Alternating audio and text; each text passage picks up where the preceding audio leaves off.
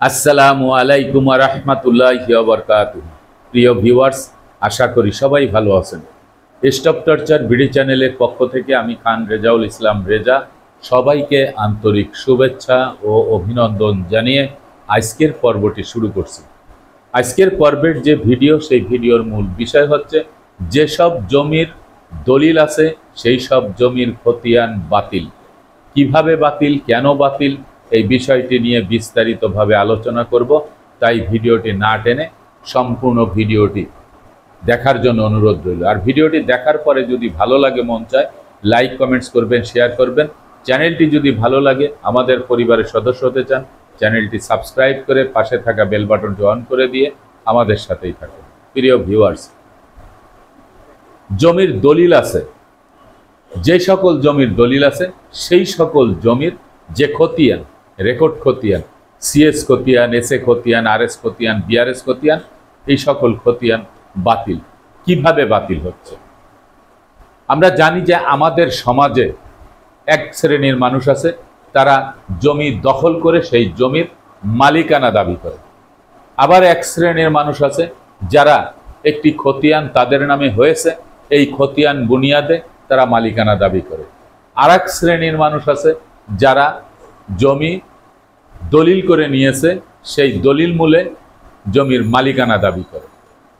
এই সকল ব্যক্তিদের জন্যই আজকের ভিডিওটি, কারণ অনেকেই প্রশ্ন করেন।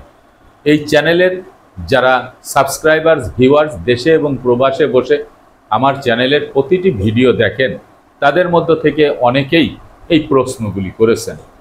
তাদের উদ্দেশ্যে এই ভিডিওটি, আশা করি সবার উপকারে আসবে। তো জমির মালিকানা যদি আপনি দাবি করেন শুধুমাত্র দখল সত্ত্ব নিয়ে, 12 বছরের অধিক সময় পর্যন্ত আপনি জমির দখলে আছেন, এখন আপনি তামাদেনের 28 ধারায় সেই সম্পত্তি আপনি দাবি করতেছেন। আপনি মুখে মুখে দাবি করলে তো আর আপনি সম্পত্তির মালিকানা পাবেন না, আপনাকে আইনের দ্বারস্থ হতে হবে। তামাদেনের 28 ধারায় যেটা বলা হয়েছে সেটি হচ্ছে যে যদি কোনো ব্যক্তি জমির মালিকের সম্মুখে 12 বছরের অধিক সময় সেই জমিতে ভোগ দখলে থাকে, তাহলে তিনি সেই জমির উপরে তার মালিকানা জন্মায়, অধিকার জন্মায়। এবং যিনি জমির প্রকৃত মালিক, তিনি যদি 12 বছরের অধিক সময় জমি হাতছাড়া হওয়ার পরে তিনি আইনগত কোনো ব্যবস্থা না নিয়ে থাকেন, তাহলে তিনি আদালতে মামলা মকদ্দমা করার অধিকার হারাবেন এবং তার ওই জমির উপরে তার মালিকানাও তিনি হারাবেন। তাহলে এটিতে প্রমাণ হয় না যে তিনি দখলে আছেন, তিনি মালিক হয়ে গেছেন। যিনি জবর দখলে আছেন, বিরুদ্ধে দখলে আছেন, যেভাবেই থাকেন, তাকে আইনের দ্বারস্থ হয়ে ওই জমির উপরে তাকে জাজমেন্ট আনতে হবে, ডিগ্রি আনতে হবে। আদালত কর্তৃক রায় ঘোষণা করবে যে হ্যাঁ, এই জমির মালিক নেই, তিনি দীর্ঘ বছর পর্যন্ত তিনি দখলে আছেন, তাকে জমির মালিকানা দেওয়া যায়। এরকম ডিগ্রি থাকলে তখন আপনি মালিকানা প্রমাণ করতে পারবেন যে আমি এই জমির মালিক। নতুন যে ভূমি অপরাধ প্রতিরোধ প্রতিকার আইন, সেখানে বলা হয়েছে জমি 50 বছর দখলে থাকলেও সংশ্লিষ্ট বিভাগ অথবা বিজ্ঞ আদালতের কাগজ লাগবে, দলিলাদি লাগবে। যদি না থাকে জমি তিনি ভোগ দখলে থাকতে পারবেন না। তাহলে গেল দখলে। এখন একটি রেকর্ড খতিয়ান যদি অন্য নামে হয়, তিনিও মালিকানা দাবি করে বসে থাকেন। এই যে একটি রেকর্ড হয়েছে, কোন বুনিয়াদে রেকর্ড হয়েছে, তার পূর্বপুরুষের এই সম্পত্তি ছিল কিনা, তিনি সম্পত্তি ক্রয় করেছেন কিনা, এর কোনো হদিস নেই। তার নামে একটি রেকর্ড হয়েছে, তিনি সেই বুনিয়াদে তার সে জমির মালিকানা তিনি দাবি করে বসে আছেন।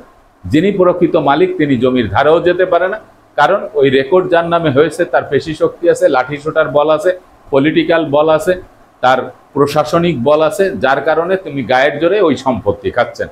কিন্তু নতুন ভূমি আইনে সেটি বলে নাই যে আপনার নামে একটি রেকর্ড খতিয়ান হলেই জমির মালিক আপনি। এখন আসা যাক, আমাদের মূল বিষয় হলো যে যদি দলিল থাকে তাহলে সব খতিয়ান বাতিল। এখন কিভাবে বাতিল, আমি সেই বিষয়টি আপনাকে বলতেছি।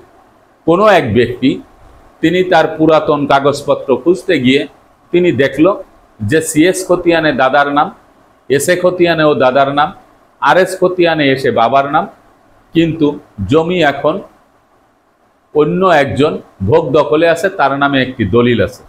তিনি দলিলটি শো করতেছেন যে জমি আমার দলিল মূলে ক্রয় করা, এখন এই যে খতিয়ান মূলে দাদা, দাদার বাবা বা নিজের বাবা, তারা যে খতিয়ান মূলে মালিক, এটি তিনি মানতে চান না।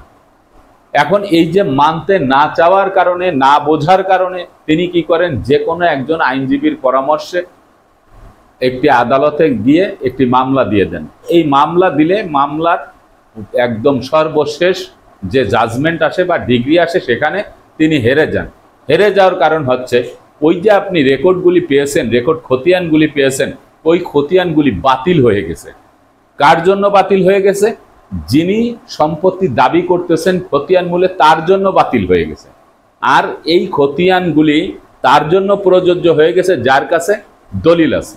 এখন কিভাবে দলিল আছে? সিএস খতিয়ান, এসএ খতিয়ান, আরএস খতিয়ানের মালিক এই সম্পত্তি বিক্রি করে দিয়েছে, যা আপনারা জানেন না। যখন বিক্রি করে দিয়েছে, এই বিকৃত সম্পত্তির যে দলিলটি হয়েছে, এই দলিলটির যে তফসিল, সেখানে কিন্তু আপনার এই সিএস খতিয়ান, এসএ খতিয়ান, আরএস খতিয়ানের বুনিয়াদে দাতা সম্পত্তিটি বিক্রি করে দিয়েছে। তো এখন দাতা যখন বিক্রি করে দিল, তখন এই যে দলিল, এই দলিলের সাথে ওই খতিয়ানগুলি সম্পৃক্ত হয়ে গেল। এখন এরকম কোনো সুযোগ নাই যে নোটবুকের মতো যে খতিয়ান, সে খতিয়ানের উপরে লিখে দিল যে এই সম্পত্তি বিক্রয় হয়ে গেছে। আসলে আমরা যখন কাগজপত্র ফটোকপি করি, তখন এক পিস কাগজ লাগলে, এক পিস ফটোকপি লাগলে 2-3 পিস করে আমরা কিন্তু ফাইলবন্দি করে রাখি। তেমন ঘটনায় অনেকেই করেছেন কি, তাদের পুরাতন কাগজপত্রের মধ্যে তাদের যে সম্পত্তি, সেই সম্পত্তির সিএস খতিয়ান, এসএ খতিয়ান, আরএস খতিয়ান খুঁজে পাওয়া গেছে। খুঁজে পেলেই কিন্তু তিনি এই সম্পত্তির মালিক না। ওই খতিয়ানগুলি তার জন্য বাতিল, অকার্যকর, কারণ তার পূর্বপুরুষরা এই সম্পত্তি বিক্রি করে গেছে, হস্তান্তর করে গেছে, বা কাউকে দান করে গেছে, বা অন্য কোনো ওয়ারিশকে হেবা করে গেছে। যে কোনো উপায়ে তিনি এই সম্পত্তি হস্তান্তর করে নিঃস্বত্ববান হয়ে তিনি একটি দলিল দিয়ে গেছে। সেই দলিল মূলে যেই ব্যক্তি মালিক, তার কিন্তু তার যে দলিল, সেই দলিলের সাথে এই সকল খতিয়ানগুলির যোগসূত্র রয়েছে, এবং সেই খতিয়ানগুলি এই দলিলের জন্য শুধু প্রযোজ্য। কিন্তু আপনি খুঁজে পেয়েছেন বলেই যে আপনি এই সম্পত্তির মালিক হয়ে যাবেন, এটা আপনার জন্য সম্পূর্ণ বাতিল, কারণ ওই খতিয়ান আপনার জন্য প্রযোজ্য না। তবে হ্যাঁ, যদি খতিয়ানে আংশিক পরিমাণ জমিও যদি অবশিষ্ট থাকে, উদাহরণস্বরূপ আপনার সিএস, এসএ, আরএস খতিয়ানে 50% জমির মধ্যে যিনি দখলে আছেন, তিনি 45% জমির দলিল আছে, 45% দখলে আছে, আর 5% জমি কোনো দলিল দখল নেই, এরকম যদি প্রমাণিত হয়, তাহলে ওই 5% জমির জন্য আপনি ওই সিএস খতিয়ান, এসএ খতিয়ান, আরএস খতিয়ানে মাত্র 5% জন্য দাবি করতে পারবেন। আর যদি সম্পূর্ণ সম্পত্তি তিনি হস্তান্তর করে নিঃস্বত্ববান হয়ে থাকেন, তাহলে ওই সম্পত্তির জন্য আপনার এই সিএস খতিয়ান আপনাদের জন্য প্রযোজ্য না, আপনাদের জন্য অকার্য, অথবা আপনার জন্য বাতিল। আর যিনি সম্পত্তি ক্রয় করেছেন, সে যেদিনই ক্রয় করুক, সেই সম্পত্তির সাথে, দলিলের সাথে এই সকল রেকর্ড খতিয়ান তার জন্য প্রযোজ্য। আশা করি আপনারা এই বিষয়টি বুঝতে পেরেছেন। আর একটি বিষয় হচ্ছে, জমি ক্রয় করার পরেও যদি কোনো খতিয়ান অন্যের নামে হয়ে থাকে, তাহলে যিনি দলিলের প্রকৃত মালিক জমির, তার যে বৈধ যে দলিলটি আছে, সেই দলিলের বুনিয়াদে এবং পিছনের যে রেকর্ডগুলি অন্যের কাছ থেকে আসছে এই দলিলের সাথে সম্পৃক্ত, তাই দিয়ে তিনি যদি ওই রেকর্ড সংশোধনের মামলা করেন বিজ্ঞ দেওয়ানি আদালতে, তাহলে কিন্তু তার পক্ষে রায় চলে আসবে। আশা করি এই বিষয়টিও কিন্তু আপনারা বুঝতে পেরেছেন। এই জন্যই সবসময়ই আপনি খতিয়ান মূলে জমি দাবি করতে পারবেন না, যত সময় পর্যন্ত আপনার খতিয়ানের জমি হস্তান্তর না হয়।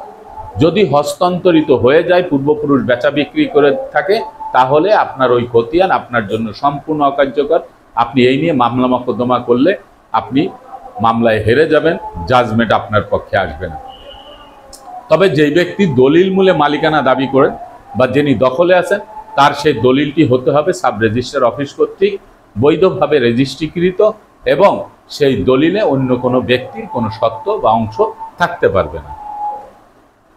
আমার সাথে যারা পরামর্শের জন্য কল করতে চান, তাদের জন্য হোয়াটসঅ্যাপ নাম্বার হচ্ছে 01797093536। আমি আবার বলছি 01797 093536। এই নাম্বারে আপনারা প্রতিদিন সন্ধ্যা 7:30 থেকে রাত 10টা পর্যন্ত মেসেজ করবেন, ফোন করবেন।